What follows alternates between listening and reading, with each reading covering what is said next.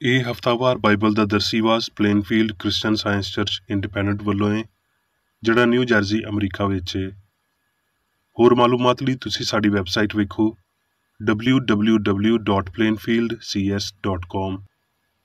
ਇਹ ਸਬਕ 23 ਅਪ੍ਰੈਲ 2023 ਐਤਵਾਰ ਦੇ ਦਿਨ ਹਫ਼ਤੇ ਦੇ ਅਖੀਰ ਉੱਤੇ ਤੁਹਾਡੇ ਪੜ੍ਹਨ ਲਈ ਤਿਆਰ ਕੀਤਾ ਗਿਆ ਹੈ।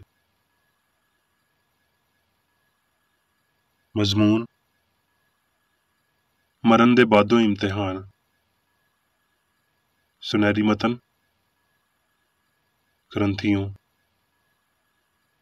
ਸਭ ਤੋਂ ਪਿਛਲਾ ਵੈਰੀ ਜਿਹੜਾ ਨੇਸ ਕੀਤਾ ਜਾਵੇਗਾ ਉਹ ਮੌਤ ਹੈ।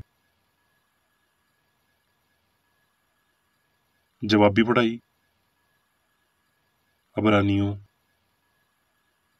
ਇਸ ਲਈ ਜਿਹੜੀਆਂ ਗੱਲਾਂ ਅਸੀਂ ਸੁਣੀਆਂ ਨੇ ਉਹਨਾਂ ਉੱਤੇ ਹੋਰ ਵੀ ਦਿਲ ਲਾ ਕੇ ਗੌਰ ਕਰਨਾ ਚਾਹੀਦਾ ਹੈ, ਤਾਂ ਜੋ ਅਸੀਂ ਬਹਿ ਕੇ ਉਹਨਾਂ ਤੋਂ ਦੂਰ ਨਾ ਹੋ ਜਾਈਏ, ਕਿਉਂਕਿ ਜਿਹੜਾ ਕਲਾਮ ਫਰਿਸ਼ਤਿਆਂ ਦੇ ਰਾਹੀਂ ਕੀਤਾ ਗਿਆ ਸੀ, ਜਦੋਂ ਉਹ ਕਾਇਮ ਰਿਹਾ ਤੇ ਹਰ ਕਸੂਰ ਤੇ ਨਾਫਰਮਾਨੀ ਦਾ ਬਦਲਾ ਠੀਕ ਠੀਕ ਮਿਲਿਆ, ਤੇ ਏਡੀ ਵੱਡੀ ਮੁਕਤੀ ਤੋਂ ਗਾਫਲ ਰਹਿ ਕੇ ਅਸੀਂ ਕਿਵੇਂ ਬਚ ਸਕਦੇ ਹਾਂ, ਜਿਹਦਾ ਬਿਆਨ ਪਹਿਲਾਂ ਰੱਬ ਦੇ ਰਾਹੀਂ ਹੋਇਆ ਤੇ ਸੁਣਨ ਵਾਲਿਆਂ ਦੇ ਰਾਹੀਂ ਸਾਡੇ ਤੀਕਰ ਸਬੂਤ ਦੇ ਨਾਲ ਅਪੜਿਆ।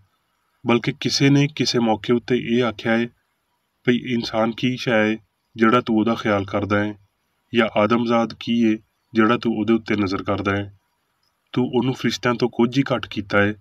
ਤੂੰ ਉਹਦੇ ਉੱਤੇ ਜਲਾਲ ਤੇ ਇੱਜ਼ਤ ਦਾ ਤਾਜ ਧਰਿਆ ਤੇ ਆਪਣੇ ਹੱਥਾਂ ਦੇ ਕੰਮਾਂ ਉੱਤੇ ਉਹਨੂੰ ਇਖਤਿਆਰ ਦਿੱਤਾ। ਤੂੰ ਸਾਰੀਆਂ ਸ਼ੈਵਾਂ ਤਾਬਿਆ ਕਰਕੇ ਉਹਦੇ ਪੈਰਾਂ ਹੇਠਾਂ ਕਰ ਦਿੱਤੀਆਂ ਨੇ। ਇਸ ਲਈ ਜਿਸ ਸੂਰਤ ਵਿੱਚ ਉਹਨੇ ਸਾਰੀਆਂ ਸ਼ੈਵਾਂ ਉਹਦੇ ਤਾਬਿਆ ਕਰ ਦਿੱਤੀਆਂ ਨੇ ਤੇ ਉਹਨੇ ਕੋਈ ਸ਼ੈ ਅਜਿਹੀ ਨਾ ਛੱਡੀ ਜਿਹੜੀ ਉਹਦੇ ਹੇਠਾਂ ਨਾ ਕੀਤੀ ਹੋਵੇ, ਪਰ ਅਸੀਂ ਹਲੇ ਤੀਕਰ ਸਾਰੀਆਂ ਸ਼ੈਵਾਂ ਉਹਦੇ ਹੇਠਾਂ ਨਹੀਂ ਵੇਖਦੇ, ਪਰ ਉਹਨੂੰ ਵੇਖਦਿਆਂ ਹੀ ਜਿਹਨੂੰ ਫਰਿਸ਼ਤਿਆਂ ਤੋਂ ਕੁਝ ਹੀ ਘੱਟ ਕੀਤਾ ਗਿਆ ਸੀ, ਯਾਨੀ ਯਿਸੂ ਨੂੰ, ਮੌਤ ਦਾ ਦੁੱਖ ਸਹਿਣ ਦੇ ਪਾਰੋਂ ਸਾਰੇ ਜਲਾਲ ਤੇ ਇੱਜ਼ਤ ਦਾ ਤਾਜ ਉਹਨੂੰ ਪਾਇਆ ਗਿਆ ਹੈ, ਤਾਂ ਜੋ ਰੱਬ ਦੇ ਫਜ਼ਲ ਨਾਲ ਉਹ ਹਰ ਬੰਦੇ ਲਈ ਮੌਤ ਦਾ ਮਜ਼ਾ ਚੱਖੇ। ਦਰਸੀਵਾਜ਼ ਬਾਈਬਲ ਵਿੱਚੋਂ ਯਸਾਇਆ। ਐ ਖੁਦਾਵੰਦ, ਤੂੰ ਹੀ ਮੇਰਾ ਰੱਬ ਏ। ਮੈਂ ਤੇਰੀ ਵਡਿਆਈ ਕਰਾਂਗਾ, ਤੇਰੇ ਨਾਂ ਦੀ ਸਤਾਇਸ਼ ਕਰਾਂਗਾ, ਕਿਉਂ ਜੇ ਤੂੰ ਅਜੀਬ ਕੰਮ ਕੀਤੇ ਨੇ, ਕਿਉਂ ਜੇ ਤੂੰ ਮਸਕੀਨ ਲਈ ਕਲਾ ਤੇ ਮੁਥਾਜ ਲਈ ਪਰੇਸ਼ਾਨੀ ਦੇ ਵੇਲੇ ਤਾਕਤ ਤੇ ਹਨੇਰੀ ਤੋਂ ਪਨਾਹ ਤੇ ਗਰਮੀ ਤੋਂ ਬਚਾਉਣ ਨੂੰ ਪਰਛਾਵਾਂ ਹੋਇਆ ਏ। ਜਿਸ ਵੇਲੇ ਜ਼ਾਲਮਾਂ ਦਾ ਸਾਹ ਕੰਧ ਸੁੱਟਣ ਵਾਲੇ ਤੂਫਾਨ ਵਾਂਗਰ ਹੋ ਗਿਆ, ਤੇ ਉਹ ਐਸ ਪਹਾੜ ਉੱਤੇ, ਐਸ ਪਰਦੇ ਨੂੰ ਜਿਹੜਾ ਸਾਰੇ ਲੋਕਾਂ ਉੱਤੇ ਡਿੱਗ ਪਿਆ, ਤੇ ਉਸ ਨਕਾਬ ਨੂੰ ਜਿਹੜਾ ਸਾਰੀਆਂ ਕੌਮਾਂ ਉੱਤੇ ਲਮਕ ਰਿਹਾ ਏ, ਦੂਰ ਕਰੇਗਾ। ਉਹ ਮੌਤ ਨੂੰ ਹਮੇਸ਼ਾ ਲਈ ਨਾਬੂਦ ਕਰ ਦੇਵੇਗਾ, ਤੇ ਖੁਦਾਵੰਦ ਰੱਬ ਸਾਰਿਆਂ ਦੇ ਮੁਖੜਿਆਂ ਤੋਂ ਅਥਰੂ ਪੂੰਝ ਦੇਵੇਗਾ, ਤੇ ਆਪਣੇ ਲੋਕਾਂ ਦੀ ਨਕਾਤੀ ਸਾਰੀ ਧਰਤੀ ਉੱਤੋਂ ਮਿਟਾ ਦੇਵੇਗਾ, ਕਿਉਂ ਜੇ ਖੁਦਾਵੰਦ ਨੇ ਇਹ ਆਖਿਆ ਹੈ। ਲੂਕਾ। ਜਦ ਯਿਸੂ ਪਰਤ ਕੇ ਆ ਰਿਹਾ ਸੀ ਤੇ ਲੋਕੀ ਉਹਨੂੰ ਖੁਸ਼ੀ ਨਾਲ ਮਿਲੇ, ਕਿਉਂ ਜੇ ਸਾਰੇ ਉਹਦੀ ਰਾਹ ਵੇਖਦੇ ਸੀ, ਤੇ ਵੇਖੋ ਯਾਇਰ ਨਾਂ ਦਾ ਇੱਕ ਬੰਦਾ ਜਿਹੜਾ ਇਬਾਦਤਖਾਨੇ ਦਾ ਸਰਦਾਰ ਸੀ ਆਇਆ ਤੇ ਯਿਸੂ ਦੇ ਪੈਰਾਂ ਵਿੱਚ ਡਿੱਗ ਕੇ ਉਹਦੀ ਮਿੰਨਤ ਕੀਤੀ ਭਈ ਮੇਰੇ ਘਰ ਚੱਲ, ਕਿਉਂ ਜੇ ਉਹਦੀ ਇਕਲੌਤੀ ਧੀ ਘੱਟੋ ਘੱਟ 12 ਵਰ੍ਹਿਆਂ ਦੀ ਸੀ, ਮਰਨ ਵਾਲੀ ਸੀ। ਉਹ ਇਹ ਆਖ ਹੀ ਰਿਹਾ ਸੀ ਭਈ ਇਬਾਦਤਖਾਨੇ ਦੇ ਸਰਦਾਰ ਵੱਲੋਂ ਕਿਸੇ ਨੇ ਆ ਕੇ ਆਖਿਆ ਤੇਰੀ ਧੀ ਮਰ ਗਈ ਏ, ਉਸਤਾਦ ਨੂੰ ਤਕਲੀਫ ਨਾ ਦੇ। ਯਿਸੂ ਨੇ ਸੁਣ ਕੇ ਉਹਨੂੰ ਜਵਾਬ ਦਿੱਤਾ, ਡਰ ਨਾ, ਬਸ ਭਰੋਸਾ ਰੱਖ, ਉਹ ਬਚ ਜਾਵੇਗੀ। ਤੇ ਘਰ ਵਿੱਚ ਅੱਪੜ ਕੇ ਪਤਰਸ ਤੇ ਯੂਹੰਨਾ ਤੇ ਯਾਕੂਬ ਤੇ ਕੁੜੀ ਦੇ ਮਾਪਿਓ ਦੇ ਇਲਾਵਾ ਕਿਸੇ ਨੂੰ ਆਪਣੇ ਨਾਲ ਅੰਦਰ ਨਾ ਜਾਣ ਦਿੱਤਾ, ਤੇ ਸਾਰੇ ਉਹਦੇ ਲਈ ਰੋ ਪਿੱਟ ਰਹੇ ਸੀ। ਪਰ ਉਹਨੇ ਆਖਿਆ, ਮਾਤਮ ਨਾ ਕਰੋ, ਉਹ ਮਰੀ ਨਹੀਂ ਬਲਕਿ ਸੌਂਦੀ ਏ। ਉਹ ਉਹਦੇ ਉੱਤੇ ਹੱਸਣ ਲੱਗ ਪਏ, ਕਿਉਂ ਜੇ ਉਹ ਜਾਣਦੇ ਸੀ ਭਈ ਉਹ ਮਰ ਗਈ ਏ। ਪਰ ਉਹਨੇ ਉਹਦਾ ਹੱਥ ਫੜਿਆ ਤੇ ਆਖਿਆ, ਐ ਲੜਕੀ ਉੱਠ। ਉਹਦੀ ਰੂਹ ਫੇਰ ਆਈ ਤੇ ਉਹ ਉਸੇ ਵੇਲੇ ਉੱਠੀ। ਫਿਰ ਯਿਸੂ ਨੇ ਹੁਕਮ ਦਿੱਤਾ ਭਈ ਕੁੜੀ ਨੂੰ ਕੁਝ ਖਾਣ ਪੀਣ ਨੂੰ ਦਿਓ। ਉਹਦੇ ਮਾਪਿਓ ਹੈਰਾਨ ਹੋਏ। ਯੂਹੰਨਾ। ਯਿਸੂ ਨੇ ਆਖਿਆ, ਯੂਹੰਨਾ, ਪਿਓ ਪੁੱਤਰ ਨੂੰ ਅਜ਼ੀਜ਼ ਰੱਖਦਾ ਏ ਤੇ ਜਿੰਨੇ ਕੰਮ ਆਪ ਕਰਦਾ ਏ ਉਹਨੂੰ ਵਿਖਾਉਂਦਾ ਏ, ਬਲਕਿ ਇਹਨਾਂ ਤੋਂ ਵੀ ਵੱਡੇ ਕੰਮ ਉਹਨੂੰ ਵਿਖਾਵੇਗਾ, ਤਾਂ ਜੋ ਤੁਸੀਂ ਹੈਰਾਨ ਹੋਵੋ। ਕਿਉਂਕਿ ਜਿਵੇਂ ਬਾਪ ਮੁਰਦਿਆਂ ਨੂੰ ਉਠਾਉਂਦਾ ਏ ਤੇ ਜਿਉਂਦਾ ਕਰਦਾ ਏ, ਉਸੇ ਤਰ੍ਹਾਂ ਪੁੱਤਰ ਵੀ ਜਿਨ੍ਹਾਂ ਨੂੰ ਚਾਹਵੇ ਜਿਉਂਦਾ ਕਰਦਾ ਏ। ਮੈਂ ਤੁਹਾਨੂੰ ਸੱਚ ਆਖਦਾ ਵਾਂ ਭਈ ਜਿਹੜਾ ਮੇਰਾ ਕਲਾਮ ਸੁਣਦਾ ਏ ਤੇ ਮੇਰੇ ਘੱਲਣ ਵਾਲੇ ਦਾ ਯਕੀਨ ਕਰਦਾ ਏ, ਹਮੇਸ਼ਾ ਦੀ ਹਯਾਤੀ ਉਹਦੀ ਏ, ਤੇ ਉਹਦੇ ਉੱਤੇ ਸਜ਼ਾ ਦਾ ਹੁਕਮ ਨਹੀਂ ਹੁੰਦਾ, ਬਲਕਿ ਉਹ ਮੌਤ ਤੋਂ ਨਿਕਲ ਕੇ ਹਯਾਤੀ ਵਿੱਚ ਵੜ ਗਿਆ ਏ। ਮੈਂ ਤੁਹਾਨੂੰ ਸੱਚ ਆਖਦਾ ਵਾਂ ਭਈ ਉਹ ਵੇਲਾ ਆਉਂਦਾ ਏ ਬਲਕਿ ਹੁਣੇ ਹੀ ਭਈ ਮੁਰਦੇ ਰੱਬ ਦੇ ਪੁੱਤਰ ਦੀ ਆਵਾਜ਼ ਸੁਣਨਗੇ ਤੇ ਜਿਹੜੇ ਸੁਣਨਗੇ ਉਹ ਜੀਣਗੇ। ਕਿਉਂ ਜਿਵੇਂ ਪਿਓ ਆਪਣੇ ਆਪ ਵਿੱਚ ਹਯਾਤੀ ਰੱਖਦਾ ਏ, ਉਸੇ ਤਰ੍ਹਾਂ ਉਹਨੇ ਪੁੱਤਰ ਨੂੰ ਵੀ ਇਹ ਬਖਸ਼ਿਆ ਵੀ ਆਪਣੇ ਆਪ ਵਿੱਚ ਹਯਾਤੀ ਰੱਖੇ, ਬਲਕਿ ਉਹਨੂੰ ਅਦਾਲਤ ਕਰਨ ਦਾ ਵੀ ਇਖਤਿਆਰ ਦਿੱਤਾ, ਇਸ ਲਈ ਭਈ ਉਹ ਆਦਮਜ਼ਾਦ ਏ। ਇਹਦੇ ਤੋਂ ਹੈਰਾਨ ਨਾ ਹੋਵੋ ਭਈ ਉਹ ਵੇਲਾ ਆਉਂਦਾ ਏ ਕਿ ਜਿੰਨੇ ਕਬਰਾਂ ਵਿੱਚ ਨੇ ਉਹਦੀ ਆਵਾਜ਼ ਸੁਣ ਕੇ ਨਿਕਲਣਗੇ। ਜਿਨ੍ਹਾਂ ਨੇ ਨੇਕੀ ਕੀਤੀ ਏ ਹਯਾਤੀ ਦੀ ਕਿਆਮਤ ਵਾਸਤੇ, ਤੇ ਜਿਨ੍ਹਾਂ ਨੇ ਬਦੀ ਕੀਤੀ ਏ ਉਹ ਸਜ਼ਾ ਦੀ ਕਿਆਮਤ ਵਾਸਤੇ। ਗ੍ਰੰਥੀਓ, ਇਸ ਲਈ ਵੀ ਰੱਬ ਹੀ ਏ ਜਿਨੇ ਆਖਿਆ ਵੀ ਹਨੇਰੇ ਵਿੱਚੋਂ ਲੋ ਚਮਕੇ, ਤੇ ਉਹੀ ਸਾਡੇ ਦਿਲਾਂ ਵਿੱਚ ਚਮਕਿਆ, ਤਾਂ ਜੋ ਰੱਬ ਦੇ ਜਲਾਲ ਦੀ ਪਛਾਣ ਦੀ ਲੋ ਯਿਸੂ ਮਸੀਹ ਦੇ ਮੁਖੜੇ ਤੋਂ ਜਲਵਾਗਰ ਹੋਵੇ। ਪਰ ਸਾਡੇ ਕੋਲ ਇਹ ਖਜ਼ਾਨਾ ਮਿੱਟੀ ਦੇ ਭਾਂਡਿਆਂ ਵਿੱਚ ਧਰਿਆ ਏ, ਤਾਂ ਜੋ ਇਹ ਹੱਦੋਂ ਬਹੁਤੀ ਕੁਦਰਤ ਸਾਡੇ ਵੱਲੋਂ ਨਹੀਂ ਬਲਕਿ ਰੱਬ ਵੱਲੋਂ ਵਿਖਾਲੀ ਦੇਵੇ। ਕਿਉਂ ਜੇ ਅਸੀਂ ਜਾਣਦੇ ਹਾਂ ਵੀ ਜਿੰਨੇ ਖੁਦਾਵੰਦ ਯਿਸੂ ਨੂੰ ਜਵਾਇਆ ਏ, ਉਹ ਸਾਨੂੰ ਵੀ ਯਿਸੂ ਦੇ ਨਾਲ ਸ਼ਾਮਲ ਸਮਝ ਕੇ ਜਵਾਏਗਾ ਤੇ ਤੁਹਾਡੇ ਨਾਲ ਆਪਣੇ ਸਾਹਮਣੇ ਹਾਜ਼ਰ ਕਰੇਗਾ। ਇਸ ਲਈ ਵੀ ਸਾਰੀਆਂ ਸ਼ੈਵਾਂ ਤੁਹਾਡੇ ਲਈ ਨੇ, ਤਾਂ ਜੋ ਬਹੁਤ ਸਾਰੇ ਲੋਕਾਂ ਦੇ ਪਾਰੋਂ ਫਜ਼ਲ ਬਹੁਤਾ ਹੋ ਕੇ ਰੱਬ ਦੇ ਜਲਾਲ ਲਈ ਸ਼ੁਕਰਗੁਜ਼ਾਰੀ ਵੀ ਵਧਾਵੇ। ਇਸ ਲਈ ਅਸੀਂ ਹਿੰਮਤ ਨਹੀਂ ਹਾਰਦੇ, ਬਲਕਿ ਭਾਵੇਂ ਸਾਡੀ ਜ਼ਾਹਰੀ ਇਨਸਾਨੀਅਤ ਜ਼ਾਇਲ ਹੁੰਦੀ ਜਾਂਦੀ ਏ, ਫਿਰ ਵੀ ਸਾਡੀ ਬਤਨੀ ਇਨਸਾਨੀਅਤ ਰੋਜ਼-ਰੋਜ਼ ਨਵੀਂ ਹੁੰਦੀ ਜਾਂਦੀ ਏ। ਕਿਉਂ ਜੇ ਸਾਡੀ ਘੜੀ ਪਲ ਦੀ ਹਲਕੀ ਜਿਹੀ ਮੁਸੀਬਤ ਸਾਡੇ ਲਈ ਬਹੁਤ ਭਾਰਾ ਤੇ ਹਮੇਸ਼ਾ ਦਾ ਜਲਾਲ ਪੈਦਾ ਕਰਦੀ ਜਾਂਦੀ ਏ। ਜੇ ਇਸ ਹਾਲ ਵਿੱਚ ਭਈ ਅਸੀਂ ਵੇਖੀਆਂ ਹੋਈਆਂ ਸ਼ੈਵਾਂ ਉੱਤੇ ਨਹੀਂ ਬਲਕਿ ਨਾ ਵੇਖੀਆਂ ਸ਼ੈਵਾਂ ਉੱਤੇ ਨਜ਼ਰ ਕਰਦੇ ਹਾਂ, ਕਿਉਂ ਜੇ ਵੇਖੀਆਂ ਹੋਈਆਂ ਸ਼ੈਵਾਂ ਕੁਝ ਦਿਹਾੜਿਆਂ ਦੀਆਂ ਨੇ, ਪਰ ਨਾ ਵੇਖੀਆਂ ਸ਼ੈਵਾਂ ਹਮੇਸ਼ਾ ਦੀਆਂ ਨੇ। ਪਤਰਸ, ਸਾਡੇ ਖੁਦਾਵੰਦ ਯਿਸੂ ਮਸੀਹ ਦੇ ਰੱਬ ਤੇ ਪਿਓ ਦੀ ਵਡਿਆਈ ਹੋਵੇ, ਜਿਨੇ ਯਿਸੂ ਮਸੀਹ ਦੇ ਮੁਰਦਿਆਂ ਵਿੱਚੋਂ ਜੀ ਉੱਠਣ ਦੇ ਪਾਰੋਂ ਆਪਣੀ ਵੱਡੀ ਰਹਿਮਤ ਦੇ ਰਾਹੀਂ ਸਾਨੂੰ ਜ਼ਿੰਦਾ ਆਸ ਲਈ ਨਵੇਂ ਸਿਰੇ ਤੋਂ ਪੈਦਾ ਕੀਤਾ, ਤਾਂ ਜੋ ਇੱਕ ਗੈਰਫਾਨੀ ਤੇ ਬੇਦਾਗ ਤੇ ਲਾਜ਼ਵਾਲ ਮਿਰਾਸ ਨੂੰ ਹਾਸਲ ਕਰੀਏ। ਉਹ ਤੁਹਾਡੇ ਲਈ ਜਿਹੜੇ ਰੱਬ ਦੀ ਕੁਦਰਤ ਨਾਲ ਈਮਾਨ ਦੇ ਰਾਹੀਂ ਉਸ ਮੁਕਤੀ ਲਈ ਜਿਹੜੀ ਅਖੀਰੀ ਵੇਲੇ ਵਿੱਚ ਜ਼ਾਹਿਰ ਹੋਣ ਨੂੰ ਤਿਆਰ ਏ ਮਹਿਫੂਜ਼ ਕੀਤੇ ਜਾਂਦੇ ਹੋ, ਅਸਮਾਨ ਉੱਤੇ ਮਹਿਫੂਜ਼ ਏ। ਇਸੇ ਪਾਰੋਂ ਤੁਸੀਂ ਖੁਸ਼ੀ ਕਰਦੇ ਹੋ, ਭਾਵੇਂ ਹੁਣ ਕੁਝ ਦਿਨ ਲਈ ਲੋੜ ਦੀ ਵਜ੍ਹਾ ਤੋਂ ਨਿਤ ਦੀਆਂ ਅਜ਼ਮਾਇਸ਼ਾਂ ਪਾਰੋਂ ਦੁਖੀ ਹੋ, ਭਈ ਤੁਹਾਡਾ ਅਜ਼ਮਾਇਆ ਹੋਇਆ ਈਮਾਨ, ਜਿਹੜਾ ਅੱਗ ਤੋਂ ਅਜ਼ਮਾਏ ਹੋਏ ਫਾਨੀ ਸੋਨੇ ਤੋਂ ਵੀ ਬਹੁਤਾ ਕੀਮਤੀ ਏ, ਯਿਸੂ ਮਸੀਹ ਦੇ ਜ਼ਹੂਰ ਵੇਲੇ ਤਾਰੀਫ ਤੇ ਜਲਾਲ ਤੇ ਇੱਜ਼ਤ ਦਾ ਬਾਇਸ ਬਣੇ। ਉਹਦੇ ਨਾਲ ਤੁਸੀਂ ਬਗੈਰ ਵੇਖੇ ਮੁਹੱਬਤ ਰੱਖਦੇ ਹੋ, ਤੇ ਭਾਵੇਂ ਇਸ ਵੇਲੇ ਉਹਨੂੰ ਨਹੀਂ ਵੇਖਦੇ, ਫਿਰ ਵੀ ਉਹਦੇ ਉੱਤੇ ਈਮਾਨ ਲਿਆ ਕੇ ਅਜਿਹੀ ਖੁਸ਼ੀ ਮਨਾਉਂਦੇ ਹੋ ਜਿਹੜੀ ਬਿਆਨ ਤੋਂ ਬਾਹਰ ਏ ਤੇ ਜਲਾਲ ਨਾਲ ਭਰੀ ਏ, ਤੇ ਆਪਣੇ ਈਮਾਨ ਦਾ ਮਕਸਦ ਯਾਨੀ ਰੂਹਾਂ ਦੀ ਮੁਕਤੀ ਹਾਸਲ ਕਰਦੇ ਹੋ। ਹੁਣ ਮੈਂ ਮੇਰੀ ਬੇਕਰ ਰੇਡੀ ਤੇ ਲਿਖੀ ਹੋਈ ਕ੍ਰਿਸਚਨ ਸਾਇੰਸ ਦੀ ਦਰਸੀ ਕਿਤਾਬ ਸਾਇੰਸ ਤੇ ਸਿਹਤ ਆਇਤਾਂ ਦੀ ਕੁੰਜੀ ਦੇ ਨਾਲ ਵਿੱਚੋਂ ਲਈਆਂ ਹੋਈਆਂ ਲਿਖਾਈਆਂ ਪੜਾਂਗਾ। ਸਾਇੰਸ ਤੇ ਸਿਹਤ। ਹਯਾਤੀ ਹਮੇਸ਼ਾ ਮਾਦੇ ਤੋਂ ਆਜ਼ਾਦ ਸੀ, ਹੈ ਤੇ ਹਮੇਸ਼ਾ ਰਵੇਗੀ, ਕਿਉਂ ਜੇ ਹਯਾਤੀ ਰੱਬ ਏ ਤੇ ਇਨਸਾਨ ਰੱਬ ਦਾ ਤਸੱਵਰ ਏ, ਜਿਹਨੂੰ ਮਾਦੇ ਨਹੀਂ ਬਲਕਿ ਰੂਹਾਨੀ ਤੌਰ ਤੇ ਬਣਾਇਆ ਗਿਆ ਸੀ, ਤੇ ਉਹਦੇ ਲਈ ਫਨਾਹ ਹੋਣ ਜਾਂ ਤਬਾਹ ਹੋਣ ਦੀ ਸ਼ਰਤ ਨਹੀਂ ਏ।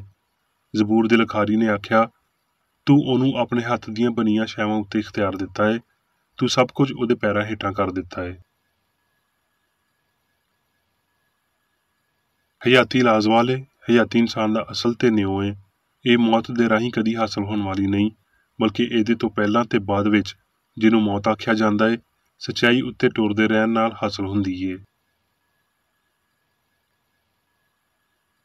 ਉਹ ਰਾਹ ਜਿਹਦੇ ਤਾਈਂ ਲਾਫਾਨੀਅਤ ਤੇ ਹਯਾਤੀ ਦੀ ਤਾਲੀਮ ਪਾਈ ਜਾਂਦੀ ਏ, ਉਹ ਕਲੀਸਿਆਈ ਨਹੀਂ ਬਲਕਿ ਮਸੀਹੀ, ਇਨਸਾਨੀ ਨਹੀਂ ਇਲਾਹੀ, ਬਦਨੀ ਨਹੀਂ ਮਾਬਾਦੁਲ ਤਿੱਬਿਆਤੀ, ਮਾਦੀ ਨਹੀਂ ਬਲਕਿ ਸਾਇੰਸੀ ਤੌਰ ਤੇ ਰੂਹਾਨੀ ਏ।